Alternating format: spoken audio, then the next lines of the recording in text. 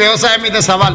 ఎందుకంటే ఆయన్నే చిలక పలుకులు వాడుతున్నాడు ట్విట్టర్ తీళ్ళు నాలెడ్జ్ నిల్లు ఆయన ఎందెందో మాట్లాడుతున్నాడు. అందుకే సూటిగా సవాలు.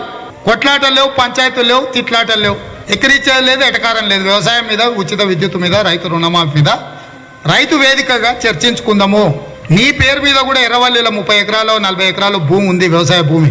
ఆ ఎర్రవల్లి రైతు వేదిక దగ్గరనే చర్చించుకుందాం. నేను సిద్ధంగా ఉన్నా, వస్తా. నాకేం బేసిజాలు లేవు. మీ సొంతూరు చింతమడకకైనా వస్తా. రైతు వేదికలో మనం కూర్చొని చర్చించుకుందాము. రైతుల తరఫున అన్ని వివరాలు మాట్లాడదాం. ప్రభుత్వం ఏమేం చేసిందో నువ్వు చెప్పు.